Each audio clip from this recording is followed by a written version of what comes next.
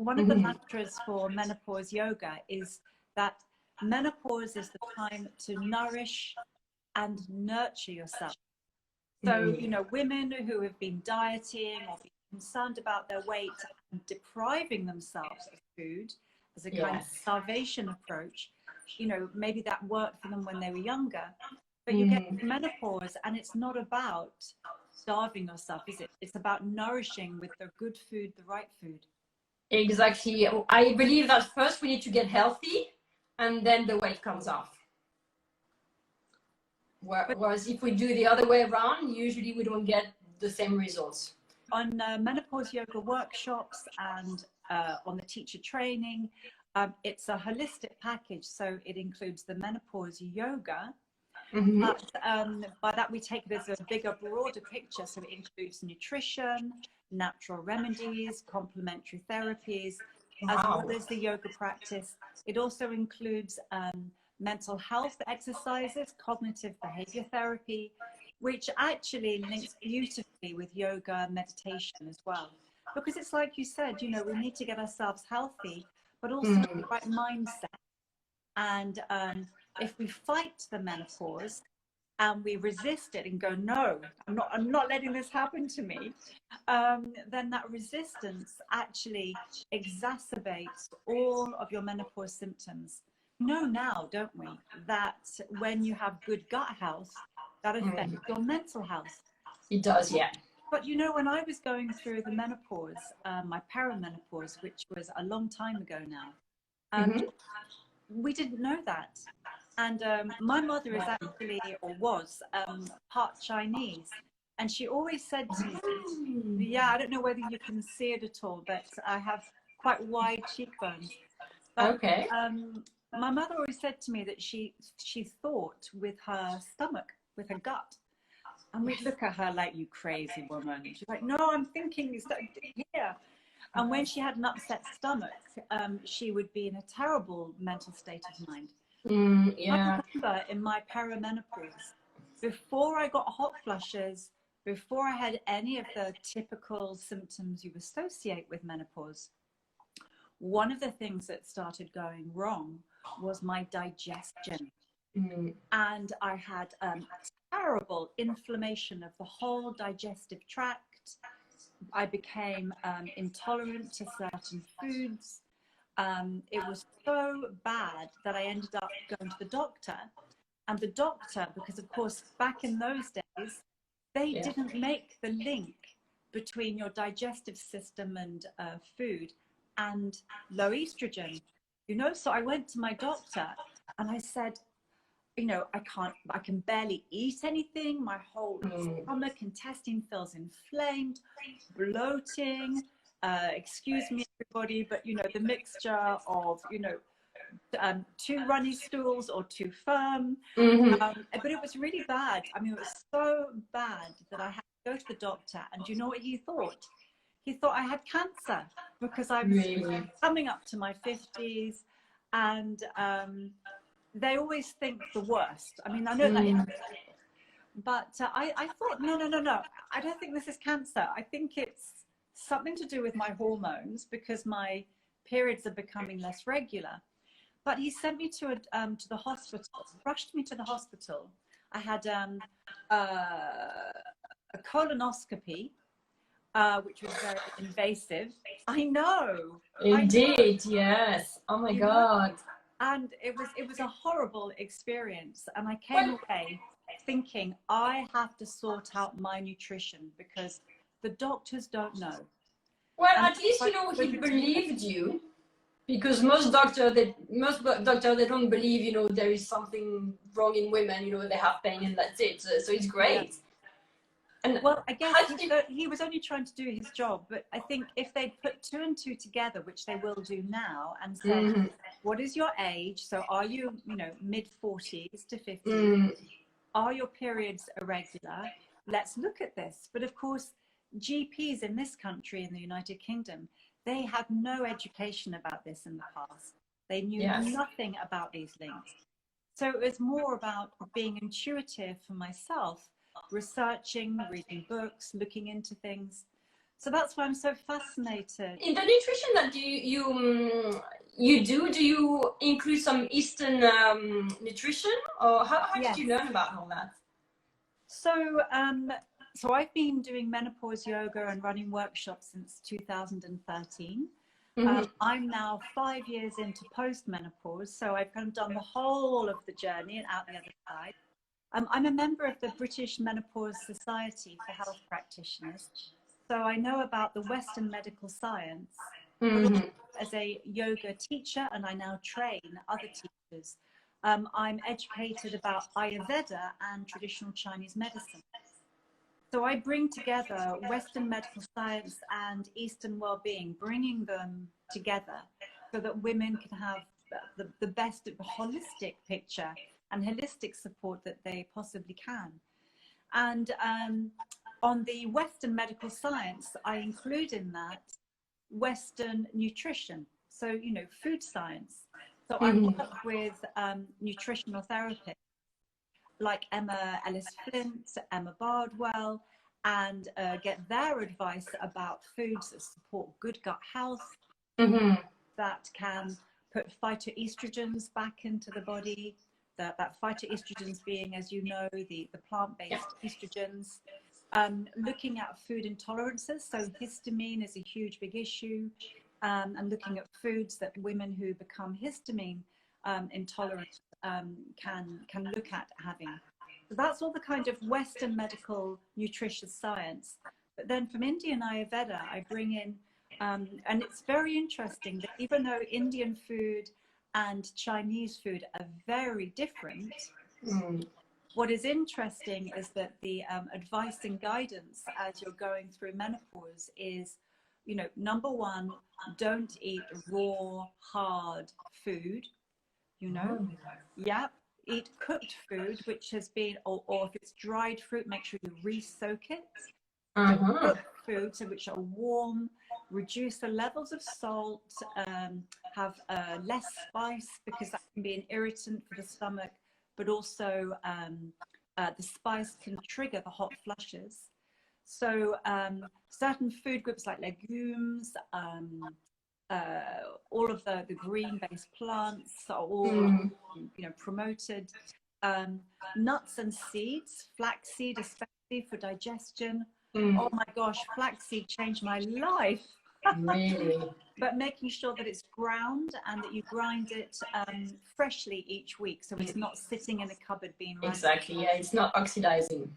So all of those things that you know. So so when you're going through the menopause, eating those warm cooked foods, not hard raw salads, reducing or eliminating the red meat, having some fish if that's part of your nutrition. Everyone is slightly different.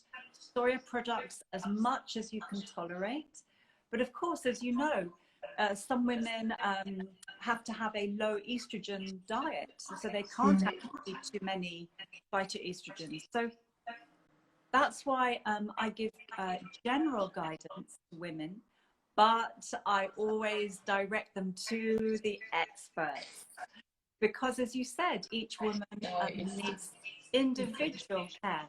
So I give the broad outlines, we have recipes, we have foods, we talk about why it is that you need these kinds of foods, but then I say, always go and see a nutritional therapist for an individualized care plan. Founder of the world's first classes, workshop and teacher training course called Menopause Yoga. It's a registered name. Yes, yes. Amazing. Yeah, and the reason why I went down that route was that when I was going through my perimenopause and menopause, menopause, I went looking for books. I went looking, I searched all over the world, actually, Severine. Europe, they are much more advanced in their understanding of the menopause. In the United Kingdom, it was like this veil of ignorance, where there was nothing out there at all. How did you put together this menopause program? Because that must have been like huge information and groundbreaking. It was a lot of research, and in my previous life, before I became a yoga teacher, I was a journalist. So I like facts. And what I felt when I was going through perimenopause was that I would find different books that had been written, but a lot of them would make claims about nutrition or natural remedies or yoga or this or that. But there was no science behind it. It was just people presenting their opinions. And I felt that women deserve better. We need to know factually what is going to work for us. Why does it work? But even more fundamentally, why do we have a menopause? Because actually in this country, our education about our own bodies is so limited. So I did a lot of research because I wanted to know the facts. And then I made myself the guinea pig and I tried and tested everything on myself. So were you a yoga teacher before figuring out a menopause yoga program? Yes, but I was a part-time yoga teacher. So I had my other job and I taught yoga part-time. And then quickly I decided that women needed more. I got quite angry about the lack of information out there. I got quite outraged. Women didn't have more information and no support. So I went to my doctor and I said, look, can I set up some support groups to share some of this knowledge and practice? And they said, look, we love the idea, but we can't do that. You know, you can't do this in this medical center. Okay. So, but I refused to be defeated. So then I went to yoga studios and other fitness sports centers. And they said, oh, I don't know, you know, menopause, it's not a great name. You know, there's a lot of taboo about the word. And then eventually I just said, I'm not, you know, I have to do this myself. So I hired out space and I advertised it to women and I had women coming all the time. And then I did eventually get into yoga studios. I had women traveling all over the world to come to these menopause workshops in a yoga studio, and I'd be teaching yoga, nutrition, natural remedies. I would bring in a menopause doctor to each of my workshops so that women had the scientific knowledge from the doctor as well, you know, Western medical science, Eastern well-being combined. And I'd be quite shocked at the end when women would say to me, oh, look, can I have a teacher near to where I live? And I'd say, well, where do you live? And they said, oh, I've just traveled from the Middle East, or I've traveled from France, or I've traveled from America, or I've traveled from Brazil. Not kidding you. And that's when I felt this huge weight of responsibility, because I could see all of these women desperate for some kind of support.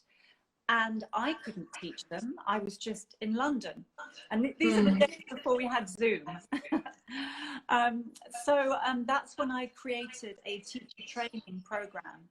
I got it fully accredited by two different bodies, the British School of Yoga, Yoga Alliance Professionals, because I wanted to have a gold standard of teacher training, so that when women were getting the support out in the community, wherever they live, that they knew they were getting facts. They were getting facts that they could depend on, as well as yoga practices which have been tried and tested. So menopause yoga came out through many years of research. How does menopause yoga differ from all the other types of yoga? There's the yoga practice, and then there's the research and science that is underlying the yoga practice. So to rewind, for menopause yoga, we help women to manage their menopause symptoms and their mindset, because mind and body are so deeply connected, aren't they? We know that even with nutrition. So in each of we have four main classes, four main sequences of poses and breathing and meditation. Okay. And they have been crafted to manage groups of symptoms. So for instance, when I was working this through and practicing and teaching women and getting all of their feedback, I created a sequence of yoga to help you with hot flushes and hot emotions. So menopause, rage and irritability, they're a form of heat in the body. Yes. We have hot flushes, which are this excess of heat in the body. And you also have night sweats. So there's a menopause yoga class specifically for that helps you to cool down the body, calm the mind, so cool down the mind and the body. Then we have a group of symptoms around the mind, and that would be anxiety, that sense of feeling overwhelmed, the brain fog, those kinds of symptoms, the panic attacks. And so we have a menopause yoga sequence specifically for calming the mind. And then we have another sequence very specifically for insomnia and fatigue, because we know that's a huge problem for women going through perimenopause, even into postmenopause. And that can often lead to daytime fatigue as well. And then lastly, we have a class specifically for, it's mainly postmenopause, but actually you can practice it at any time. But it's to lift the low mood, re-energize, put fire back into your belly so you feel uplifted and invigorated. And that particular yoga practice builds muscle mass and bone density and works your cardiovascular health, because we know that when the estrogen drops in postmenopause, that's when you're going to get osteopenia, the weakened bones, loss of muscle mass, sarcopenia, and that's, you also have the high rates of cardiovascular disease. So we need to re-energize, and often this kind of comes in with your nutrition as well. Women in postmenopause, when the estrogen drops, can often find putting on more weight. It's harder to shift that weight, and then they can get quite low in their mood. They might withdraw socially, and it can become a bit of a vicious spiral, can't it, Severine, where women feel not great about themselves, and then that affects their energy, and then they think, I don't want to do any exercise. I can't bother to cycle myself. So they're different groups of symptoms for different classes. With menopause yoga, what we do is we give women the tools, so they have a little toolkit of techniques that they can pull out whenever they have the symptoms. So we break everything down into really simple yoga poses with a breathing technique, with a meditation technique, so that they can do this at home. And that's what is so empowering about it. You shared with me that soon in June, you're launching a new series of yoga and creative writing events.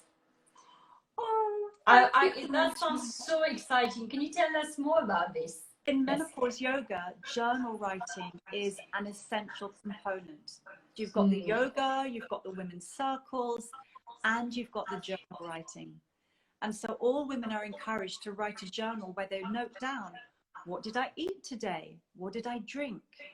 When did I eat? How did I feel? What were my symptoms like today? How did I sleep? How many hours did I sleep? And you are because this is what you do with your clients. But the women who come to my workshops, if they have this journal for a month, they look back and they say, wow, I never made those connections. So, you know, when I drink coffee or wine or spicy food or lots of sugar, I get hot flushes and I get night sweats.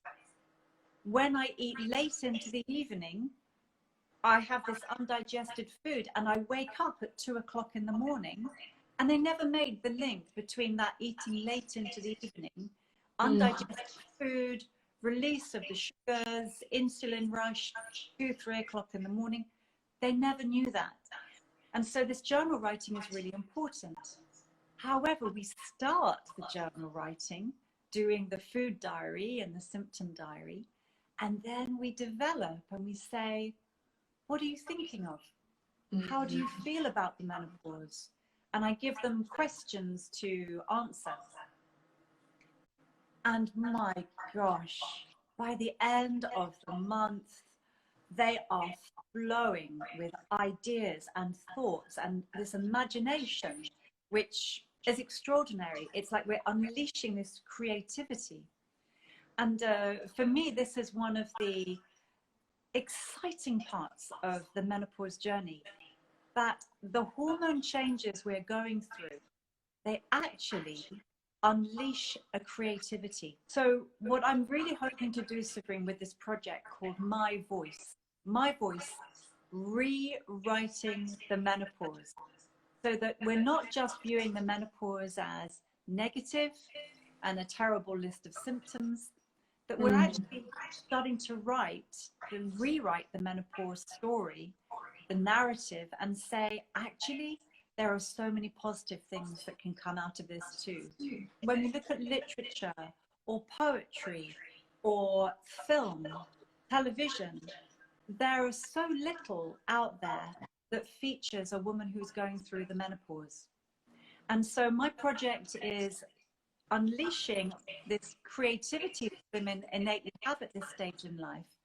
But I'm hoping that eventually we're going to get some new authors coming out, some new writers who are putting menopausal women into fiction, into poetry, into plays, into film and television. Because I think that as women, if we can read about ourselves, it normalizes the menopause, and maybe we'll view it from a different perspective. And I'm working with a woman who is a creative writing tutor. So she's going to give us some exercises to do to get our creative thinking going. And you do not need to be a writer to come on any of these works. So how does it work? Are you like literally on Zoom or whatever system the whole day? Yes, it's a 6-hour workshop with a huge lunch break, a nice lunch break in the middle, because we've got to nourish and nurture ourselves. Absolutely. Take a break. But includes conversation, includes yoga, the imagination revealing exercises, and it's also working in pairs, working in breakout rooms. Well, thank you so much for all this information and for your time today, Petra. It's been wonderful having you, and I see you soon then. Bye now. Thank you. Take care. Bye. Bye. Bye.